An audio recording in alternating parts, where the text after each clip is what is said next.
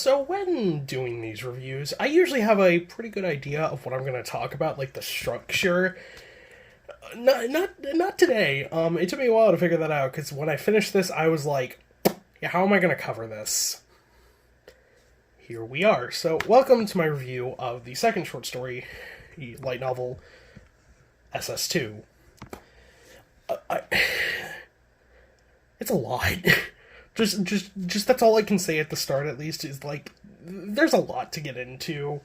So, SS2 is the second short story, a volume that Kamachi wrote during the original run of Old Testament. But it's strange in a couple ways. Number one, it doesn't follow a strict story arc like a lot of other story arcs in the series, But it's like the volumes that have like multiple the arcs that have like multiple volumes, like Daihase, Attack on Invasion of Academy City, the arc I'm going to be getting into next week, British Royal Family, World War III, that arc in New Testament we don't talk about. But this one is a bit weird because it takes place over the course of the entire year. Because Kamachi says in the afterward, he basically wanted an arc where it didn't just wrap in a day, which, yeah, rarely do indents arcs actually wrap up in a day. It's usually like a day or two. I think the longest is like, not Jailbreaker, what is it called? Doppelganger. The Doppelganger arc. I think that lasted from like the end of Daihase, so like the September 20th to like the 15th of October. It was a long arc. Most indents arcs are wrapped up in a couple days. Not this one. The first chapter of this, it starts in like late January and it doesn't end till like mid-October. So this volume does show us a really clear timeline, at least somewhat, of the series. But I think it also exists for another reason. Kamachi says it exists because he wanted a story arc that was basically longer than a day.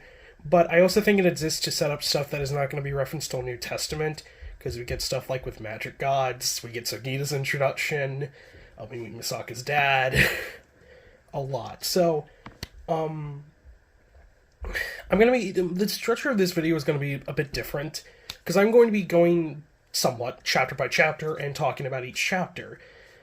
Simply because there's so much, and I didn't think I could summarize it in a good... Basically, how I structure these videos is basically just, I summarize it and then give my thoughts and, like, theories along the way, and, like, interesting character moments and scenes.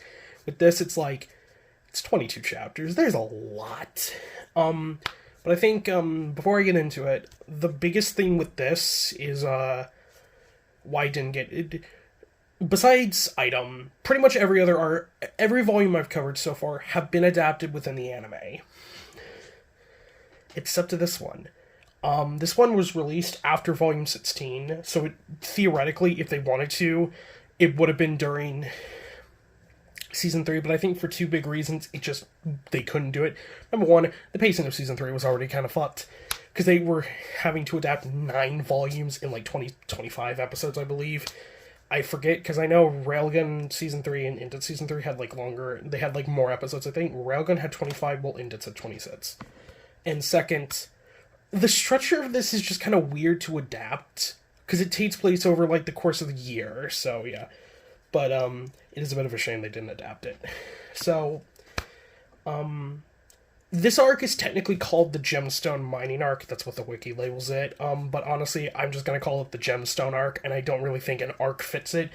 There is a conflict at the very end that gets set up in like the last 5 chapters. I know that says, but like every other volume, there's like 5 chapters. This one has 22, so it's a lot. So yeah, I'm going to be going chapter by chapter and just discussing things. There's a lot of interesting things with this volume. So, the first chapter takes place on the 3rd Friday of January. We don't get dates. I guess if you put things together... I'm lazy. But if you put things together, you can maybe determine when this takes place. Because these are all Fridays. So, I don't know. But, the first 2 chapters are not really that big. First 3. but they're actually kind of interesting. The first one is actually kind of interesting. It's the one time we actually get to see all the members of Skill Out together. We get to see Hanzo, Hamazura, and Komoba all together. By the time we met Hamazura in the series, Komoba was already dead. He got killed by Accelerator, and we didn't get to see Hanzo and Hamazura interact until volume 15, like several volumes later. So there's that. We do find out some stuff with Hanzo in this volume that's kind of interesting. But basically, this whole chapter is just they robbed a bank, Scale out, and they get chased by Yomikawa and get thrown in prison. I guess you could also say this is like how Hamazura and Yomikawa know each other. You can infer that, like, okay, Hamazura is a member of Skill Out, and we know that Skill Out break the law all the goddamn time. Technically, they break 3 laws, because they steal an ATM, which Yomikawa destroys. Nice job, Yomikawa. They hijack a car, and Hamazura is only, like, 15 or 16. He might be 15. I don't know, Hamazura's age is inconsistent. I always viewed him as, like, him and Accelerator as, like, 18, and Toma as, like, 16. That was my perception of it, but I guess they're all the same age, which would make sense. They're all pretty much the protagonists of the series, so yeah.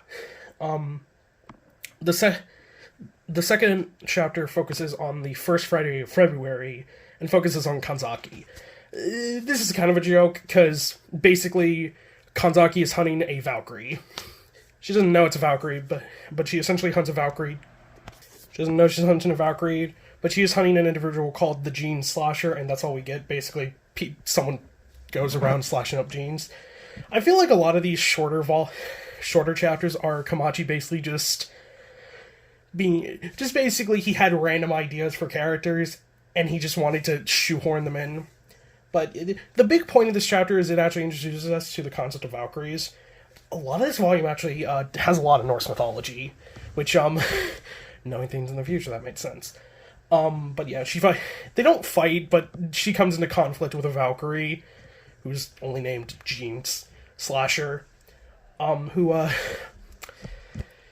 okay, Kamachi, you get your one bikini armor character. Every author has to have one in a manga. You always got to have one character that just wears bikini armor for some reason, and she does. Her ability is actually somewhat interesting. Because her ability, I think it's called, like, Shadow of 9, or, like, Nine of Men. Basically, she, like, uses shadow puppets to manipulate men. And this gets Kanzaki pissed. Kanzaki is just awkward the entire time. And it's decently funny. There's, of course, a joke with, Kanzaki having having her genes be ripped the entire series. So, yeah. The third chapter focuses on Toya. And it takes place on the 4th Friday of February, which I think they say it takes place after Valentine's. This one is also insignificant, but it also kind of hints at things. Because basically Toya is in Italy searching for a souvenir, and we meet a character named Balbina, who just so happens Litvia is looking for her. It basically just tells us that, yeah, Litvia and Oriana were working together, because we also see Oriana in this chapter, and it seems like they were planning the Academy City thing for months, because this takes place in, like, late February. I can't say February. You can probably hear it. And I mean, they didn't enact that plan until late September with Daihase, because they had to do it at Daihase, because that's the only way Oriana could get in legally. Chapter 4, however. This is one of the more major ones. It's a short chapter, but it introduces something major. So, it takes place on the 3rd Friday of March. We jump around a lot in this volume. Like, it's like going from, like, the first Friday up to, like, the second Friday of the next month. We meet Sugita. I've talked about Sugita before in my Daihase video for Railgun, but I'll reiterate. Sugita Gunha is a bit of a bizarre Esper, because he's the lowest ranked to level 5. He's a Gemstone Esper. We'll be getting into Gemstone Espers. This is the reason this arc is called the Gemstone Mining Arc.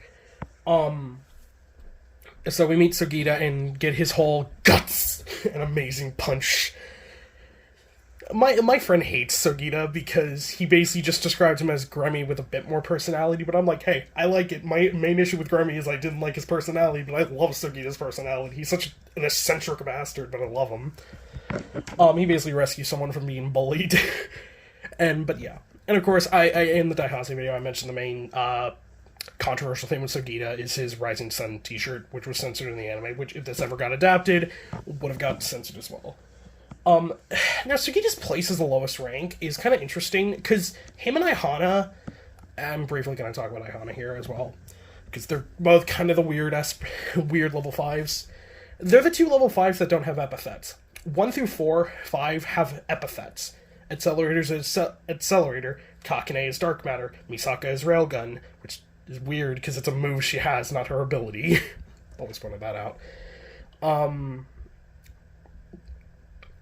is Shoko... No, 4 is Mugino. I always get Mugino and Shokuho fucked up.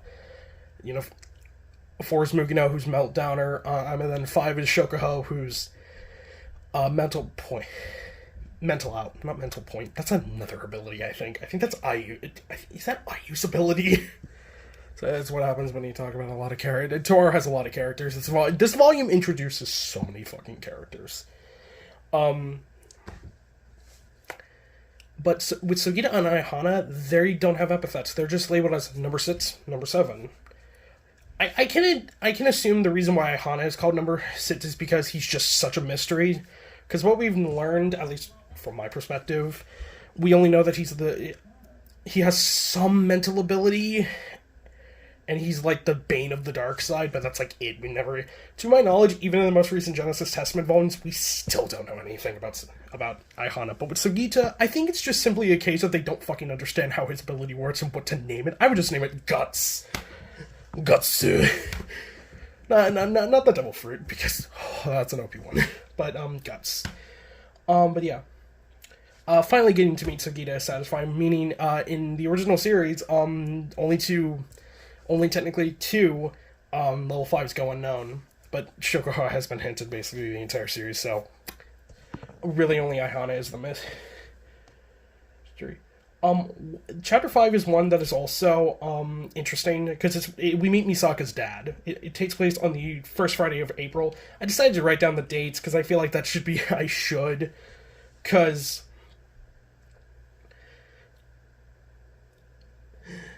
because I mean, it's significant, because it does give a general time frame of when things happen, but yeah. So we meet, Misaka Tabigake.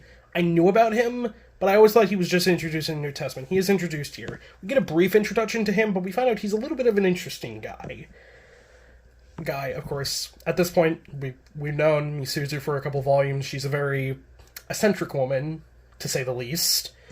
But Tabigake is a bit of a weird guy, because we see him in Brazil, and he basically confronts a girl and asks her basically, what is this area lacking? Because, in his own words, he points out what the world is lacking. It's kind of confusing, and I feel like it is going to get more explained in coming volumes, because I know he plays some role in New Testament. Very little. But he basically confronts this girl named Ines, and he basically asks, what is this area lacking? And she says money. He gives her a shit ton of money, and she's able to make a living off of that, and is able to become a rich entrepreneur because of that. It's rather interesting. There's some more interesting things with Tabigake that I'll talk about at the end. The fourth Friday of April, chapter 6. It's a small chapter with Kuroko. It actually does bring up an interesting thing that I did not think about.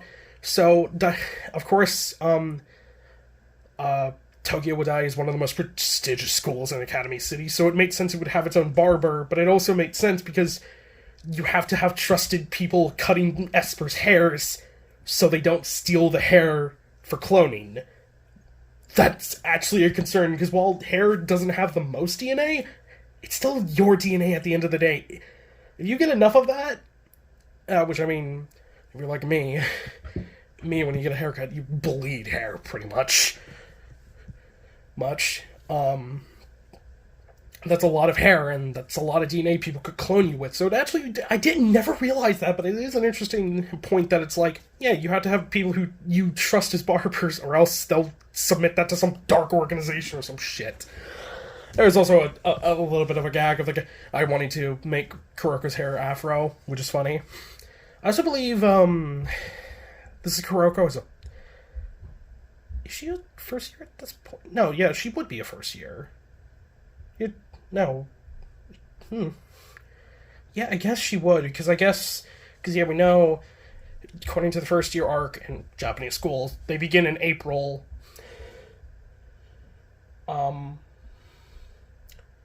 This does take place in April, so Kuroko would be a very recent student at, Tokyo Wadai at this point, so she would be a first year. And Misaka would just be starting her second year as well. I believe. I may be wrong, but I'm pretty sure that's how the timeline shades now, because she is a first year, because it was the weird thing of Misaka is a second year, but she shares a room with a first year.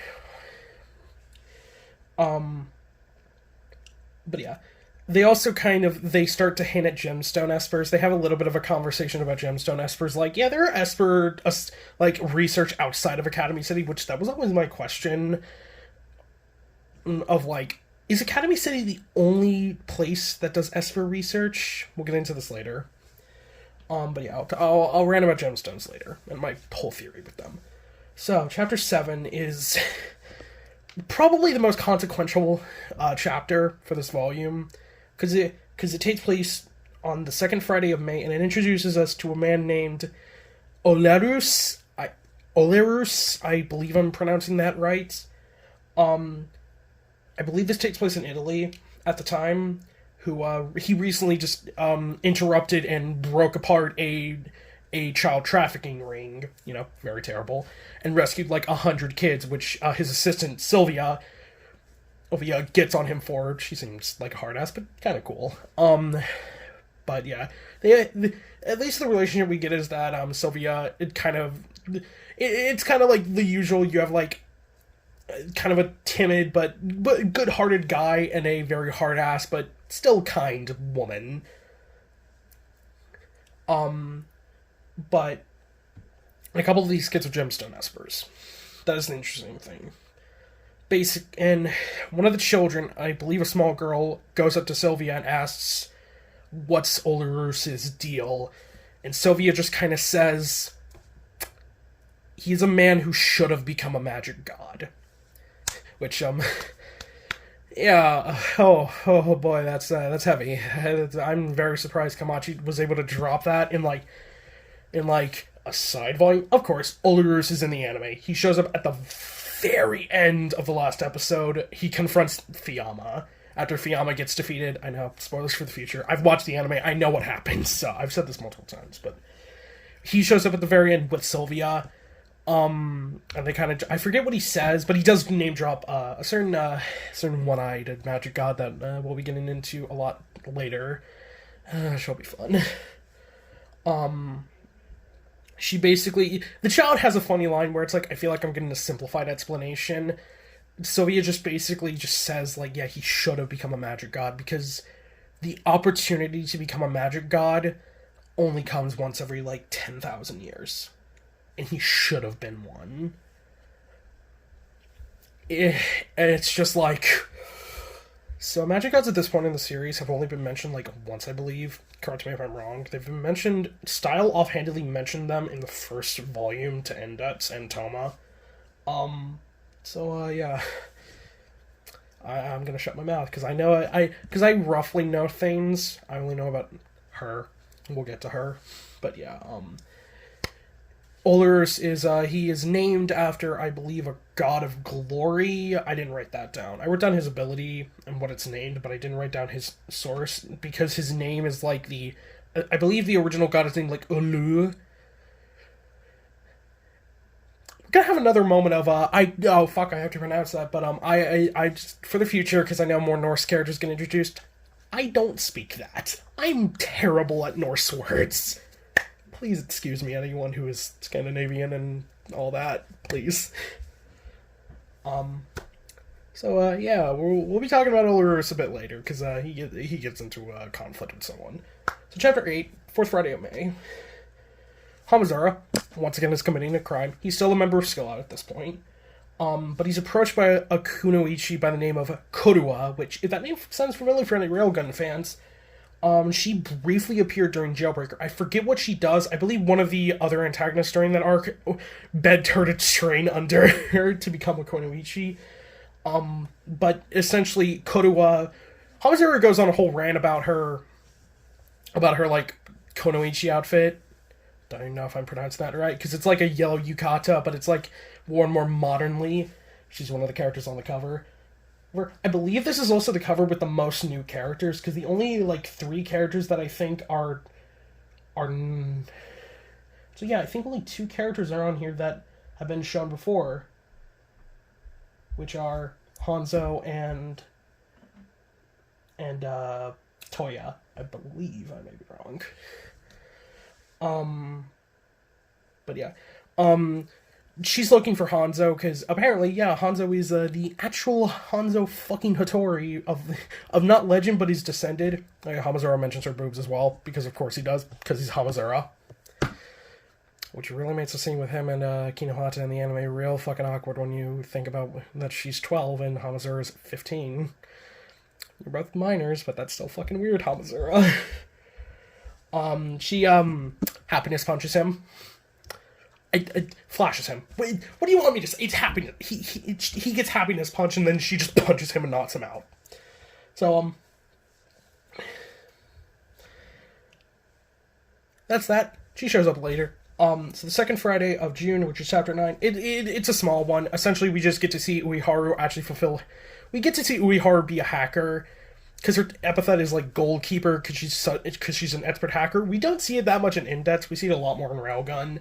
But yeah, small chapter, but, you know, good to see that. Good to see that Kamachi, Ellie, and still no Saten, which is disappointing. So, chapter 10 is a bit interesting, because it's the first Friday of July, so this is nearly the start of the series. Because the series begins on July 20th. I don't remember if it was a Friday or not. But basically, Toya, we get more shit with Toya, and his colleague Tanaka are in a bar in London. They actually encounter Tabigaka, and talk with him briefly. But they also notice a girl in the corner, or who they specifically say dresses like a whore. Or they get attacked by some men in black, and she uses an Esper ability on them. Something interesting here is that Tabigaki does recognize her as a gemstone, which is interesting. They don't talk about this chapter a lot. It's basically just they met this girl, escaped with her, and ended up having to fake their deaths. You know, my notes I just said, guess that got resolved before Angel Fall. Alright. Chapter 11. This is the big one. This is the one where I'm gonna get a rant. So, second Friday of July, chapter 11, we meet a girl named Seria Kumokawa. She's basically Fukiose. She looks like Fukiose, but if Fukiose wore her hair, slit her hair back constantly, they pretty much have the same build. Seria looks a bit more serious, but yeah. She works directly for one of the board of directors, Kaizumi Sugutoshi.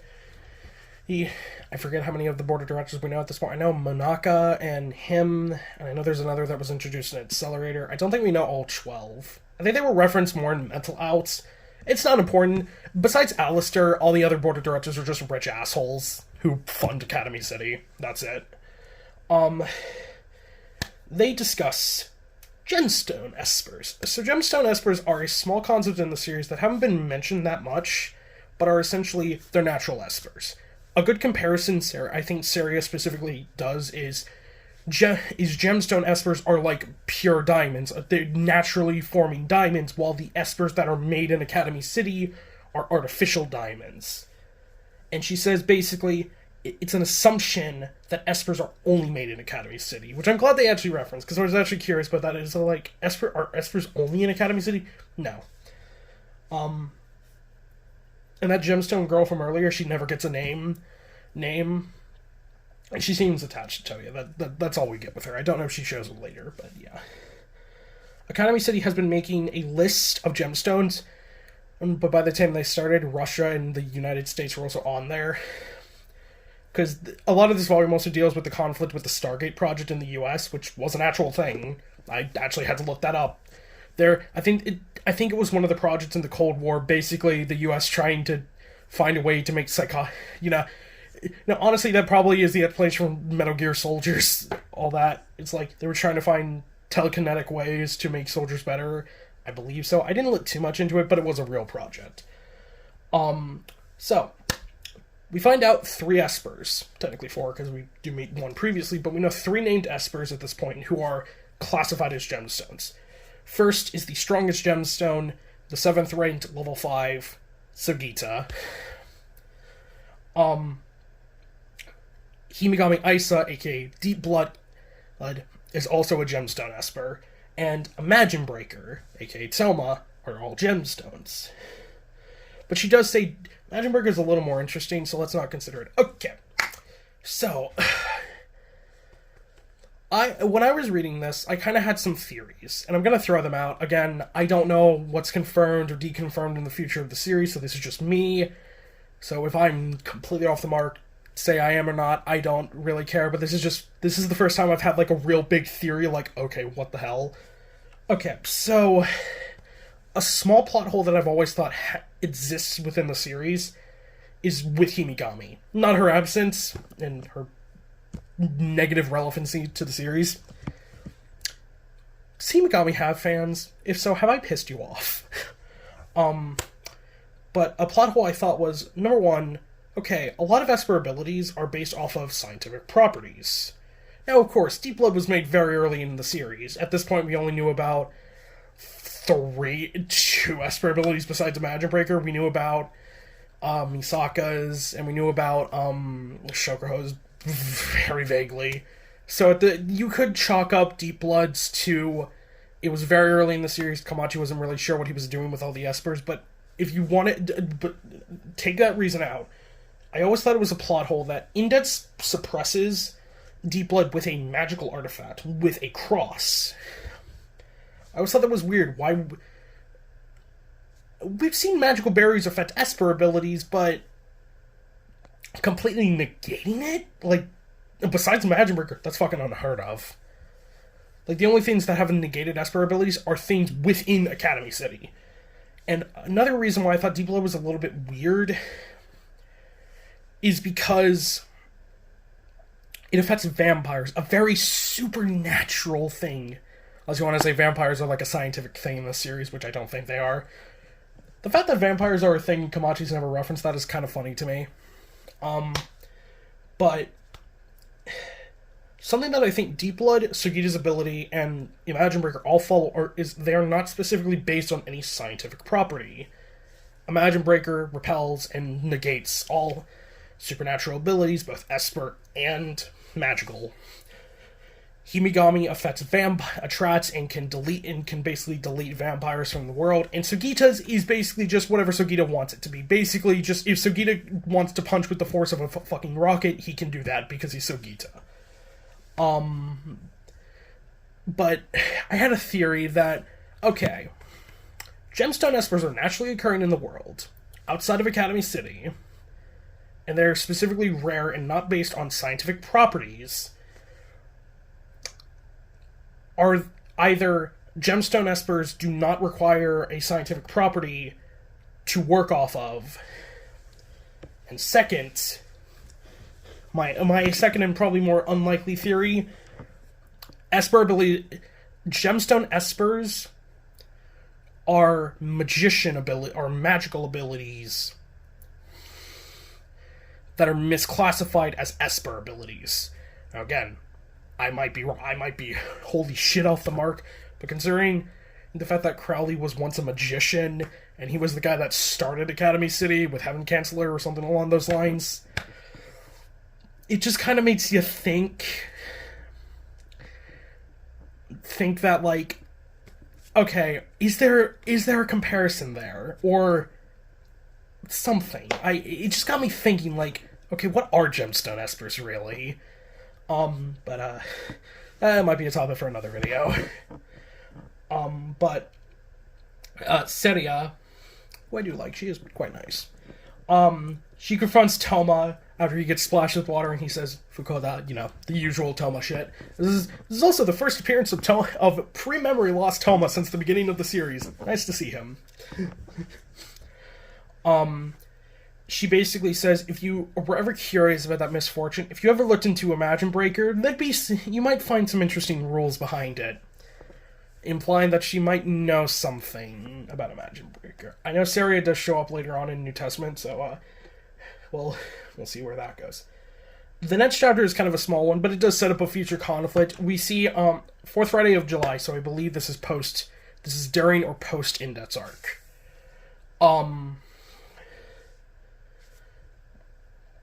We see Tsunezada Chimitsu, who was the sniper, for school during Battle Royale. This takes place a couple months before that, so he's not a member of that yet, but he wasn't a sniper, and he's discussing things with a bomber named, one of my favorite names Kamachi's ever made, Stephanie Gorgeous Place. No, Stephanie Gorgeous Palace. It is one of the most ridiculous names Kamachi has ever come up with, but I love it. They're discussing how to take out a target, and basically she tried to kill a target with a rocket launcher, failed, and Tsunezara has to clean up her mess. This does set up a conflict later on. Gorgeous Palace does show up later trying to kill Kinohata in revenge for Tsunezara's death, and that felt so random to me at the time, because I'm like, what the hell? Why are you shoving this in? Like, who is this character? But, yeah. That kind of just, hints at that. So, Chapter 13, the 4th Friday of August. We see 4 of the sisters arguing about fortunes, but we actually get a very interesting thing. We get the mention of Misaka 0, or Misaka 00000. And she's only known as, full tuning.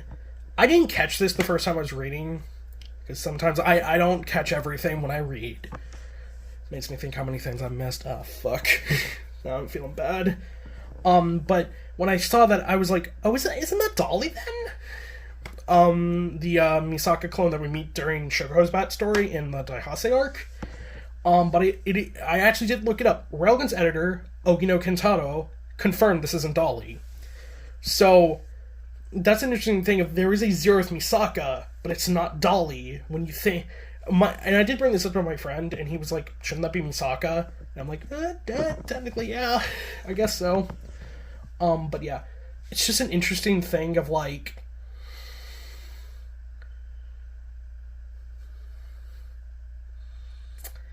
who is that then? Who is full tuning? Because you think that would be it also confused me because I thought Last Order was made first, but her serial number is 20,001. But I guess she was made first, and then, but she was set up as the brain, and the brain palace for them. So basically, she's number 1. This chapter also confirms that all the Misakas have their own egos, but they all think basically the same, which does make sense. They're basically just individual brain cells. That's why they're so simple. But yeah, chapter 14 might actually hint into Doppelganger, because it does take place, I believe, around that time. It takes place during the third Friday of September. Basically, Misaka, for the 50th time, tries to hack into the database of Academy City, but Uehara thwarts her. A little bit there. Just some more... The Kamachi has to shove Misaka somewhere in this volume. The next 2 volumes are kind of just a little fun interactions. The first is the 4th Friday of September. We just see some cute lunch interactions between Angeline, Lucia, Sherry, and Kanzaki. Kanzaki doesn't say much, but she's there. The 5th Friday of September, we get to see Ashina and Misuzu discuss some things. And they both kind of worry about their children. Because this is actually said in this volume that Toma's parents are actually really worried about Imagine Breaker. The reason why Toma's dad collects so much weird occult shit is because he's trying to find a way to get rid of it.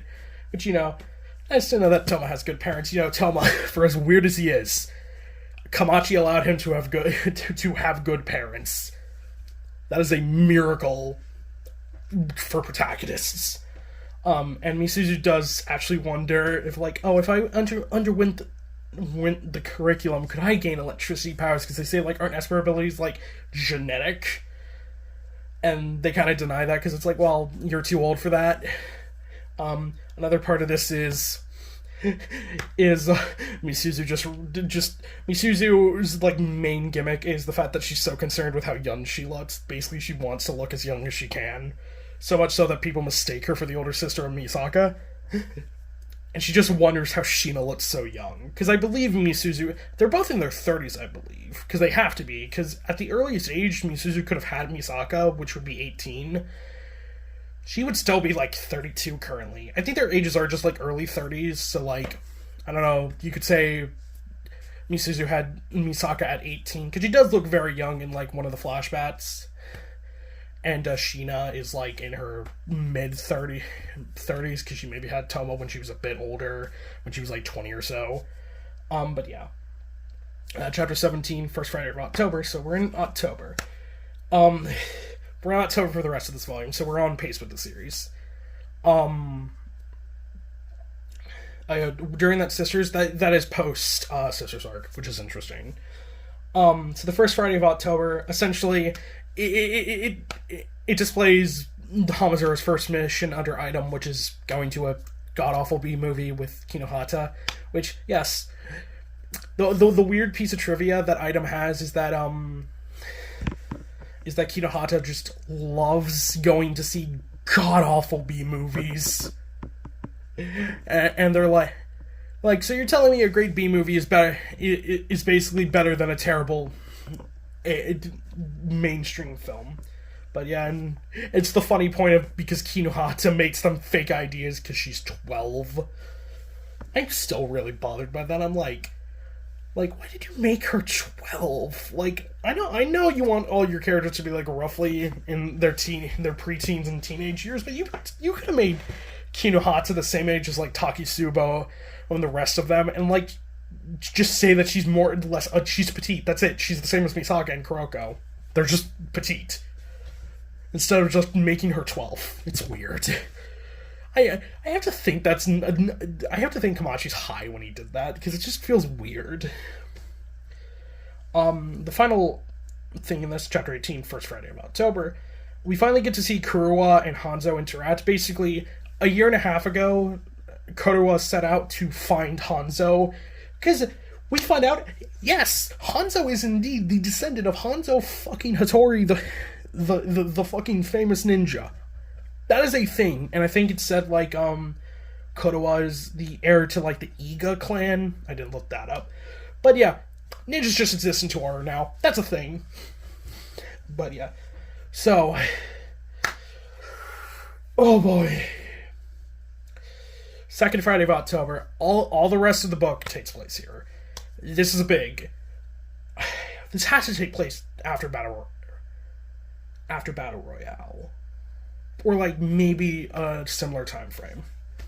So, Saria basically decides to deal with the Stargate project, which has a bunch of gemstone espers, and she decides to use the Misakas, which I didn't write it down in my notes, but I do have to bring up the fact that it's kind of tragic that the fact of, like, Toma and Misaka worked so hard to free the sisters, and they did. They at least freed them from the cycle of them getting killed.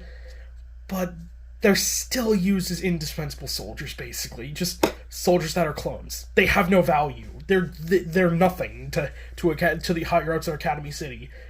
They're clones to be indispensable, and that's it. It's just a tragic thing. It's like no matter how hard Toma and Misaka worked so hard, especially the railgun version of events. Misaka goes through so much shit. The most I've ever empathized with Misaka as a character is in that arc, because it's just, you see her do everything she can think of to do something to save the sisters. And she can just, it amounts to nothing. The fact that, like, her conclusion was, yeah, if I die, then they should end, because if he kills me, then he'll level up to level 6, boom, done, you don't have to kill my sisters. But it's just the tragedy of the fact that, like, they're always going to be used as this until, like, sure, Accelerator eventually frees Last Order from this, but the other 10,000, this is their fate. Like, yeah, not always, but a couple get this piece, but not all of them. It's just kind of a sad but kind of real thing that, like, Telma and Misaka saved them from infinitely dying to Accelerator, but they're still being used as basically mindless soldiers. But yeah, Saria basically sends them to destroy all the facilities all over the world and retrieve the Gemstone Espers. Chapter 20 is a short one because it basically just displays when all the Misakas going out and destroying these facilities and getting the Gemstone Espers.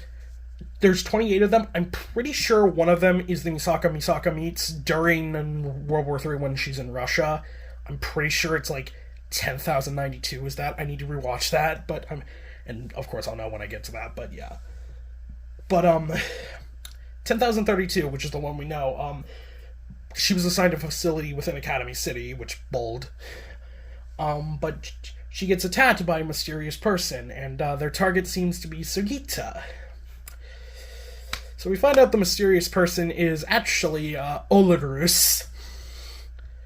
And Olarus isn't here to retrieve the gemstones. He's not. He's not that arrogant. He just wants to send a warning to Academy City, like, sure, I'll let you have them. But just know this is a warning. Warning to what you do with them afterwards.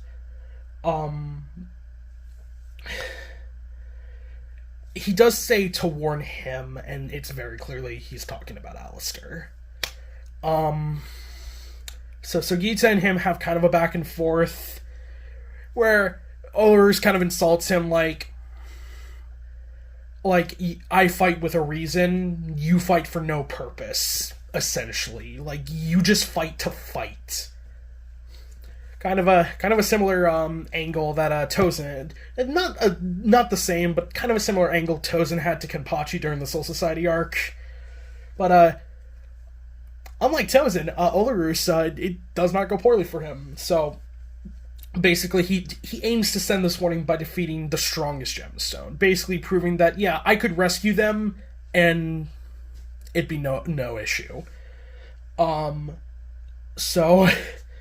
Sugita, a character who at this point, if you've seen all the anime and, like, at least the content that he has currently, Sugita is a guy who's never been defeated.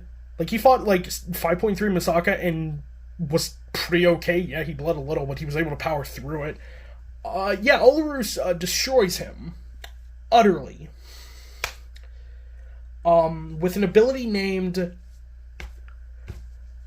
God fucking damn it, Kamachi. Hiltsklaf? I'm not sure. I did not write down the pronunciation, but that's it. But I did look it up. It's a throne in Norse mythology that allows Odin to see into every realm and listen in on them. It is stated that this is what this is based on in the book itself, but they also state it has no attack properties, but somehow Olarus has attack properties with it. We don't get a description. It's basically, this whole fight is, the theme of it is basically someone who knows their power, who understands the scariest thing to fight is a power you don't understand. Which fits for both Sugita, a guy who we have no idea what his ability actually does, and Olarus with a mysterious ability. It's like, he is able to basically 3-shot or so Sugita with little issue. Like, he gets punched by Sugita and he just basically walks it off. He defeats Sugita, and Sugita's only reply is, the typical shonen protagonist. I said this in my Daihase video. Sugita is pretty much the stereotypical shonen protagonist. Like, even if he gets defeated, it's like, wow, there's so many strong people in the world, I have to get stronger. Olarus leaves. Which, kind of shows you that even a guy who is a failed magic god is still unbelievably strong. He is also a little bit intimidating with... you get that impression, like, in his initial introduction, that, like, he's a chill guy who is kind of strong, but here it's like, oh no, oh no, he's a lot stronger than he gives off. So the final chapter, the guy who was managing the Stargate project, he gets killed. His name is, like, George Kingdom. He gets killed by Kinohata. You know, the 30th person Kinohata's killed. So the volume ends on a note of Tabagake contacting Alistair and basically asking him, like, did you turn my daughter into clones and force them to fight? And Alistair kind of just doesn't say much, and Tabagake is just like, you know, you do know you don't want to make the enemy of a father, right, Alistair? And Alistair simply taunts him with, what could a single freelance man do to me? And they kind of end the conversation there, which is oh boy, kind of a tense note on that. And the volume also ends on Olarus returning to Sylvia. The translation is different than the official, but I actually like the fan translation a bit more, where it's like, welcome back, you stupid bastard. And that's the end of it. So, that's it. I believe this is the longest in-depth video I think I've ever done. This finally tops Daihase. I didn't think it was possible. I didn't think Daihase could be topped for a while. I thought it wasn't going to be until World War III it got topped, but nope, SS2. Just goes to show you how much. So yeah, if I missed anything, please tell me in the comments. I know this was a very scattershot review, but I wanted to cover as much as I could. And yeah, if any of my theories don't line up, I apologize, but yeah, I'll be covering Volume 17 soon. If you enjoyed this video, like, comment, and subscribe, do all that kind of things. Oh boy, this is a long one. This will be Neo, signing out.